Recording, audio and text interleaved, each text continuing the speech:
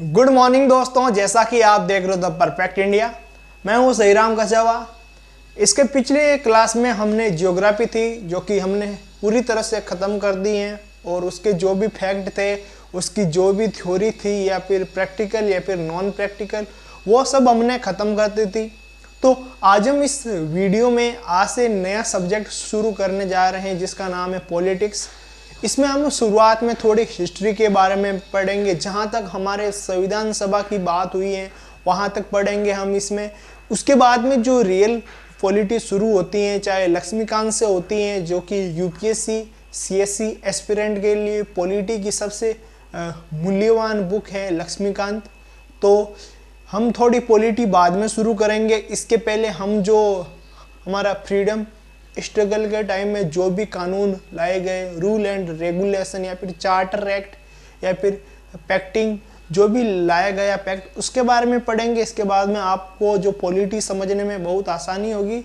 तो हमने यहाँ तक हिस्ट्री ख़त्म कर चुके हैं, जियोग्राफी ख़त्म कर चुके हैं, और साइंस ख़त्म कर चुके हैं। तो आज हम शुरुआत करते हैं पॉलिटी। ये आपके लिए नया होने वाला है, तो आप प्रॉपर यहाँ पर ध्यान रखिए और पढ़िए, और अपने जो नोट्स बनाते हैं वो नोट्स बनाते रहिए।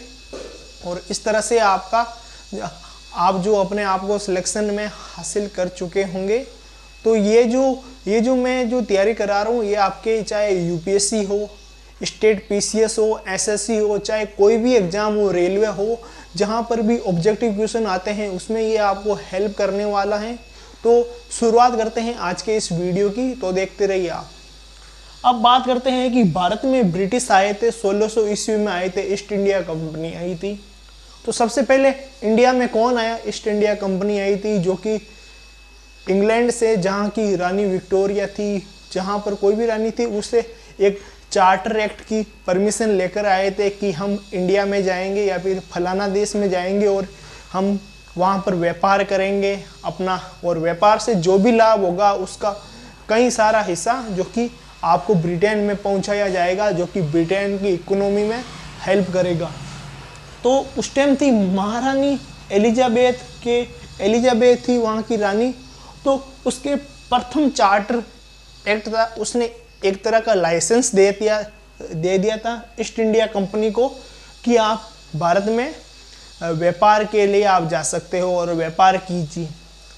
फिर क्या हुआ, अंग्रेज हमारे यहाँ पर 200 साल तक रहे थे, जहाँ तक जब 1600 से 1857 तक ईस्ट इंडिया कंपनी ने शासन किया था। उसके बाद में जब 1857 हुआ था, उसमें एक सैनिक विद्रोह हो गया था, जो कि आपने एक मूवी देखी होगी, मंगल पांडे देखी होगी, जिसमें जो सब कुछ जो हिस्ट्री बताई हुई है।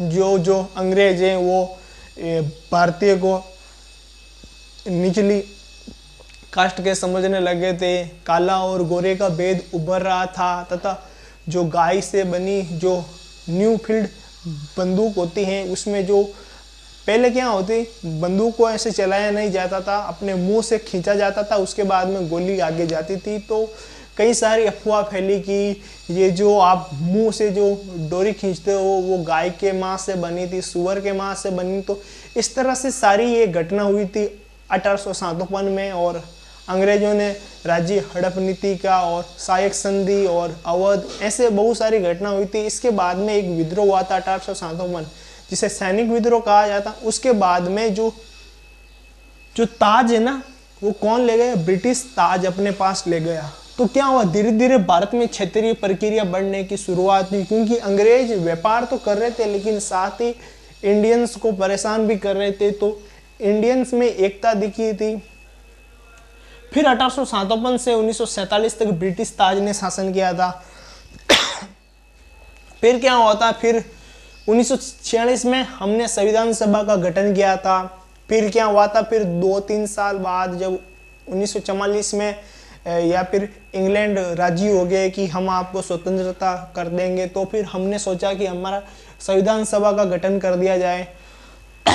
फिर क्या होता है, फिर 26 जनवरी 1950 को एक संविधान सभा अस्तित्व में आया था। कब? 26 जनवरी 1950 को संविधान सभा अस्तित्व में आया था।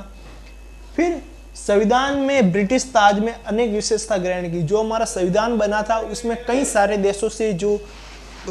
देशों के संविधान हैं, उनसे कई सारी विशेषता हमने ग्रहण की थी। अब बात करते हैं, ये तो हो गया जो हम पॉलिटी में मुख्यतः पढ़ने वाले उसके बारे में हो गए। अब बात करते हैं 1743 का रेगुलेटरी एक्ट। यहाँ से आपकी जो पॉलिटी होती है वो सही मायने में शुरू होती है। तो ये क्या हुआ था, ये एक्ट क्यों लाना पड़ा? क्योंकि जो आपको पता है ना, जो ईस्ट इंडिया कंपनी है जो भ्रष्टाचार कर रही थी, जो व्यापार अपने निजी कामों के लिए कर रही थी, जिससे इंग्लैंड में बैठी महारानी या फिर उसके जीडीपी को नुकसान हो रही थी, तभी ये एक्ट लाया गया था। भारत में ईस्ट इंडिया कंपनी के कार्य को नियंत्रित करने की दिशा में ब्रिटिश सरकार द्वारा उठाया गया ये पहला कदम था, जिससे भ्रष्टाचार को रोका जा सके।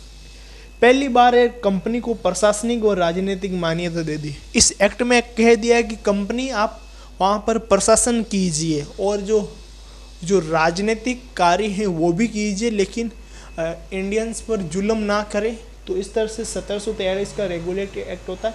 ये थोड़ा और कुछ लिखाना है ये इस एक्ट में। आज हमारा ब्लैक बोर्ड भर गया है, तो हम इसके नेक्स्ट वीडियो में आपको 1743 का रेगुलेटिंग एक्ट डिटेल से समझाएंगे।